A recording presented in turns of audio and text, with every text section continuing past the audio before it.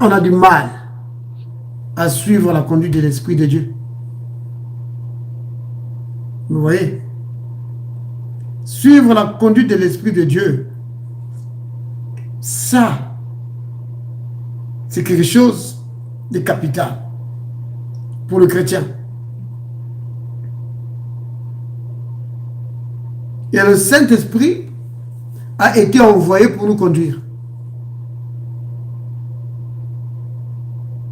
Et suivre la conduite de l'Esprit de Dieu. Mais maintenant, c'est un domaine... Sœur Marthe, que le Seigneur te bénisse. Merci, frère Christian, à vous aussi, que le Seigneur vous bénisse. Amen. C'est un domaine où on a beaucoup de progrès à faire. Hein? Donc, je suis en train de parler de suivre la conduite de l'Esprit de Dieu. Oui, c'est un domaine où on a beaucoup, notre marge de progression dans ce domaine est immense. Oui. Oh, notre marge dans la progression de, comment dire, la sensibilité, de l'écoute, de la voix de l'Esprit de Dieu est immense. La marge de progression est immense. Ah oui.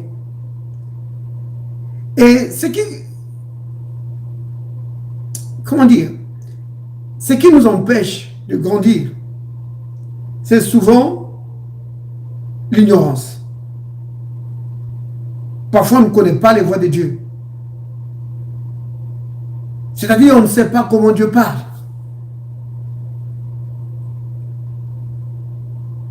On a des idées vagues ou des idées traditionnelles. Ça, c'était vraiment mon cas. Pour moi, je pensais que Dieu, c'est, quand il te parle, c'est une vision, un songe, une prophétie. Vous voyez? C'était ce genre de choses.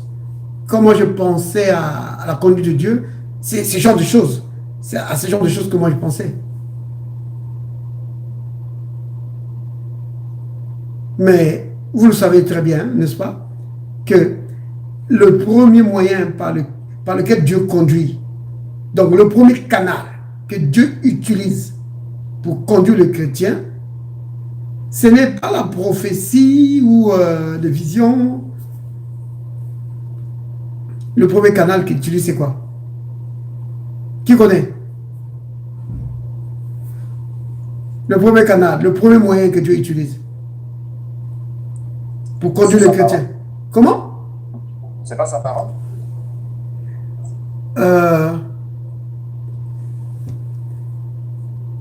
En fait, tu n'as pas tort de dire ça. Je vais expliquer pourquoi je dis que tu n'as pas tort de dire ça. Mais en fait, d'après la Bible, hein, le premier moyen que Dieu utilise, c'est le témoignage intérieur. Tu vois? Maintenant, la raison pour laquelle je dis que tu n'as pas tort de dire que c'est la parole, c'est parce que le témoignage intérieur, il doit être conforme à la parole. C'est-à-dire que ce soit les songes, les visions, les prophéties, tout doit être en accord avec la parole. Donc, si tu as par exemple une vision, tu dois t'assurer que la vision est conforme à la parole. Si tu as par exemple une parole audible,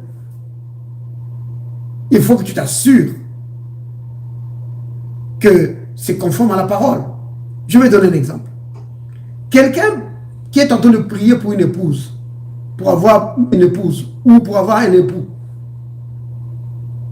et la personne entend, va épouser, que ton mari c'est tel frère. Mais le frère, il est marié. Tu vois que, donc là tu te dis, ah, la voix là, audible là que j'entends, ça ne peut pas être Dieu. Parce que le frère, il est marié. Ou ton épouse, c'est telle sœur. Et la sœur est mariée. Tu vois? Tu dis, ah, la voix là que j'ai entendue là. Ça ne peut pas être Dieu parce que la sœur, elle est mariée. Il y a une histoire comme ça qu'on raconte d'une sœur qui était convaincue que Dieu lui avait parlé. Dieu lui avait dit, d'après elle, Dieu lui avait dit que son époux c'était Kenneth Copeland. Mais Kenneth Copeland est marié à Gloria Copeland. Mais pour elle, c'était Dieu que Gloria Copeland devait mourir. Et alors c'est elle qui serait l'épouse. Mais jusqu'à aujourd'hui, ça ne s'est jamais réalisé. Et ça, c'est une histoire qui date des années 60 ou 70. Vous voyez? Donc, c'est pourquoi j'ai dit, quand tu as parlé, mon frère, que tu n'as pas tort de dire que c'est la parole. Mais je voulais donner une précision là-dedans. C'est-à-dire, la parole, c'est la base. C'est-à-dire que peu importe la direction que tu reçois de la part du Seigneur, tu dois checker, tu dois double-checker, tu dois vraiment vérifier que le message que tu as reçu, c'est conforme à la parole de Dieu. Ah oui, il faut que tu vérifies ça. Ah non, mais moi, Dieu m'a dit, c'est vraiment, c'est mon mari. Oui, mais c'est le mari déjà de quelqu'un. Oh, n'importe, moi, ça ne va pas. Donc, vous avez compris, hein? Donc, la parole, c'est la base. Comment je peux dire ça? C'est la base qui nous sert de référence pour tester tout ce que nous recevons de la part du Seigneur. Enfin, tout ce que nous recevons, pas de la part du Seigneur. Si c'est déjà de la part du Seigneur, donc c'est bon. Donc, tout ce que nous recevons. Donc, pour savoir que ça vient de Dieu, il faut que ce soit conforme à la parole. Alors, le premier moyen que Dieu va utiliser, c'est le témoignage intérieur. Pourquoi c'est le premier moyen? C'est pas un homme qui a décidé ça pour dire que oh, c'est ça le premier moyen. Non, c'est parce que c'est la Bible qui le dit. Dans Romains, au chapitre 8. Donc, le Seigneur dit, par les écrits de l'apôtre Paul, l'apôtre Paul nous dit ceci.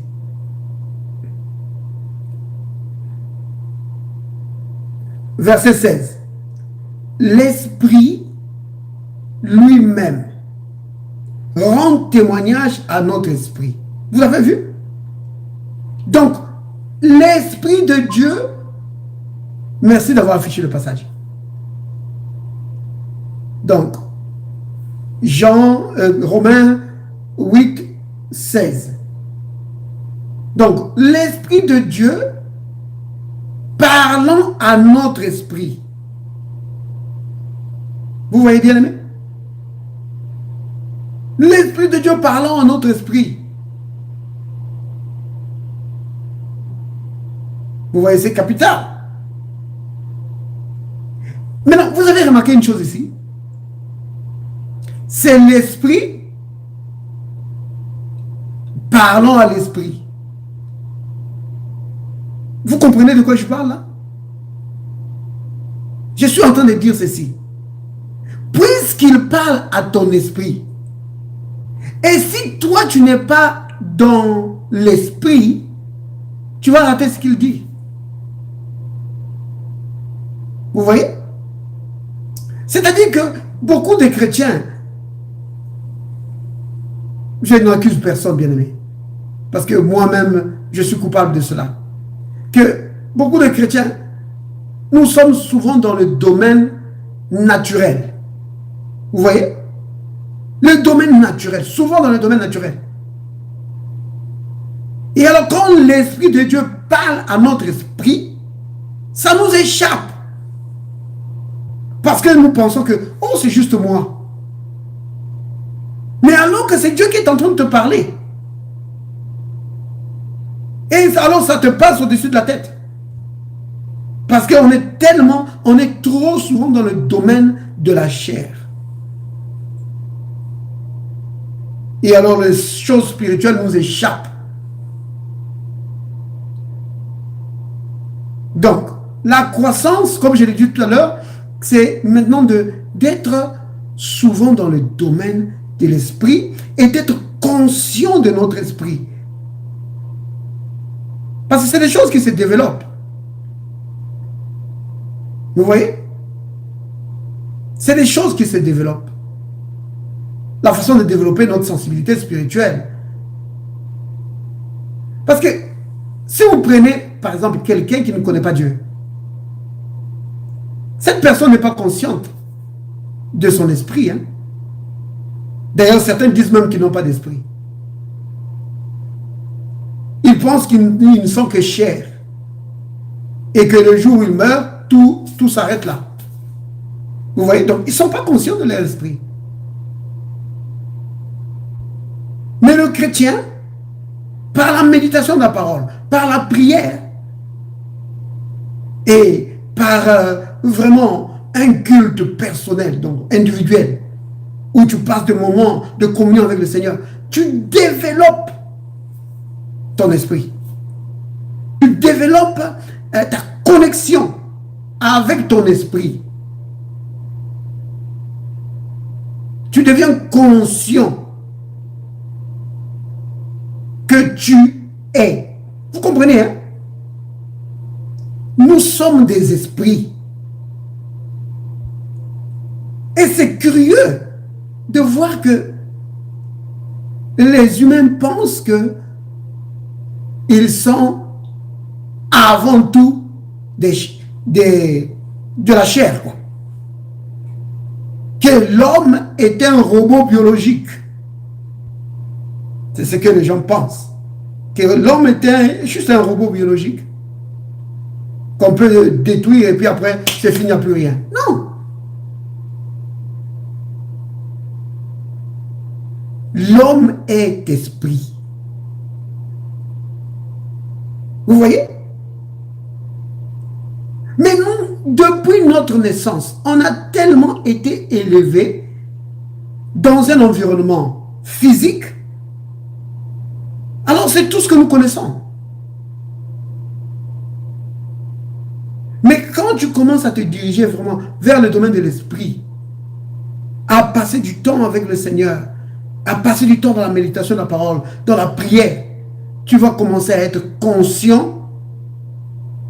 J'allais dire de ton esprit, mais je vais dire ça comme ceci. Tu vas commencer à être conscient de ce que tu es vraiment. De ma nature. Oui, que tu vas être vraiment conscient de ce que tu es. Que tu es un esprit qui habite dans un corps. Et par conséquent, tu vas commencer à être sensible quand l'Esprit de Dieu te parle. Vous voyez? C'est cela. Tu vas être conscient maintenant. Quand l'Esprit de Dieu te parle, tu vas commencer à être conscient. Dieu nous parle souvent, mais nous, on ne fait pas attention. Bien, on ne fait pas attention. Donc, au chapitre 8, verset 16, l'apôtre Paul dit que l'Esprit lui-même rend témoignage à notre esprit que nous sommes enfants de Dieu. Ça veut dire quoi ça? Ça veut dire ceci. Que la conviction là que tu as dans le cœur d'appartenir à Dieu, ce n'est pas l'Église qui t'a donné ça. Ça vient de Dieu. Cette conviction que tu as dans ton cœur, malgré tes faiblesses, cette conviction que tu as là, d'appartenir à Dieu, c'est quelque chose de surnaturel. C'est aussi plus surnaturel qu'entendre la voix audible de Dieu. C'est parce que c'est le Saint-Esprit qui a mis ça au-dedans de toi. Vous voyez? Donc, ça veut dire ceci, que le jour où tu as accepté le Christ comme ton sauveur, l'Esprit de Dieu est venu en toi, il habite en toi. Et chaque fois, il témoigne à ton esprit, tu m'appartiens, tu m'appartiens. Vous voyez? Donc là, au-dedans de toi, il a mis une conviction. C'est pourquoi on dit que c'est le premier moyen. Parce que c'est le premier événement de ta vie spirituelle. Et non seulement c'est le premier événement, mais c'est l'événement le plus important de ta vie. Il n'y a pas quelque chose de plus grand que entrer dans la famille de Dieu. Il n'y a pas un événement plus important que devenir une nouvelle créature. Alors, puisque pour l'événement le plus important de ta vie, Dieu utilise le témoignage intérieur pour te parler, ça veut dire que c'est son moyen privilégié. Et dans la suite des temps, c'est ce qu'il va utiliser pour te parler dans les événements de ta vie, dans les choix que tu dois faire, dans les décisions que tu dois faire. Vous voyez? Mais le chrétien souvent ne le sait pas. Que quand tu as une décision à prendre par rapport à un événement, essaye de vérifier le témoignage intérieur au-dedans de toi. Quel est le témoignage que Dieu est en train de te dire? Quel témoignage l'Esprit de Dieu rend-il? Tu veux prendre une décision, par exemple, pour te marier avec telle ou telle personne. S'il n'y a pas de vision, il n'y a pas de prophétie ou quoi. Le pasteur peut te parler. Des frères ou de sœurs peuvent te parler. Mais quel est le témoignage que toi, tu as dans ton cœur? Si dans ton cœur, tu sens que ça ne va pas, que le frère, c'est un gentil frère, mais moi, je ne pense pas que c'est vraiment lui, pour moi. Alors ne t'avance pas. Même si le pasteur te dit que c'est un merveilleux frère, c'est un serviteur de Dieu, ne t'avance pas. Parce que le Saint-Esprit est en train de te dire, n'y va pas. C'est pas forcément que le frère il est mauvais, mais le Saint-Esprit est en train de te dire que c'est pas ma volonté pour toi. Vous voyez? Je me souviens, j'avais suivi le témoignage d'Audrey Mack lors de ses premières, comment dire, en tout cas, elle a eu des fiançailles qui n'avaient pas marché, là, qui ne sont pas... En fait, il devait se marier avec un monsieur qui était aussi un frère. Donc, il y avait des prophéties partout qui disaient que oui, c'est la volonté de Dieu. Elle aussi, elle semblait y croire. Et puis un jour, dans son cœur, il y avait un malaise. Un malaise. Elle dit, mais tout le monde dit que c'est vraiment ça, que c'est vraiment la volonté de Dieu, que ce mariage vient vraiment de Dieu.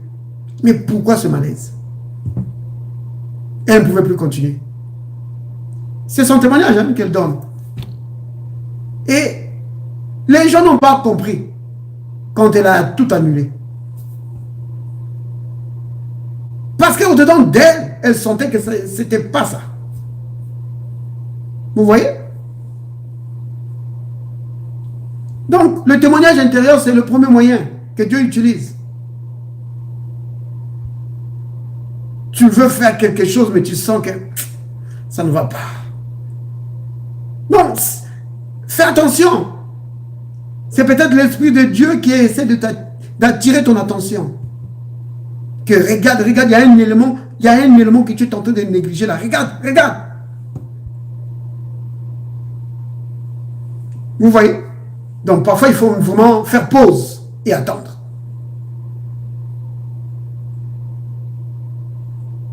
Et dans ces genres de situations, la plus grosse erreur qu'on fait souvent, c'est la précipitation. Et j'ai été coupable de cela.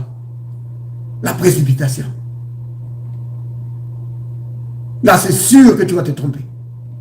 Parce que tu n'auras pas le temps de prêter attention au Saint-Esprit qui essaie de te dire, mais attention, regarde, il y a quelque chose qui t'échappe là, regarde. Et tu te précipites. Oh bien aimé, il y a tellement de choses à dire. Donc le premier moyen, c'est cela. Le témoignage intérieur. Et on le néglige tellement. C'est quelque chose de tellement simple. C'est tellement simple que souvent on passe à côté.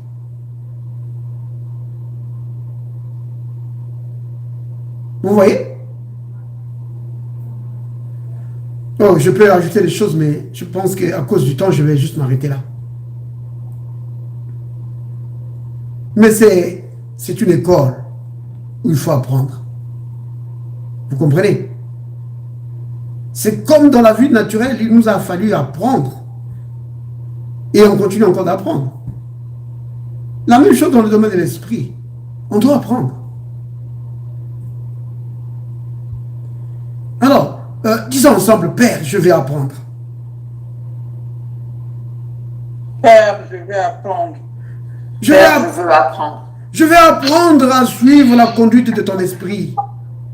Père, je veux apprendre la conduite de ton esprit. Je veux apprendre à suivre la conduite de ton esprit.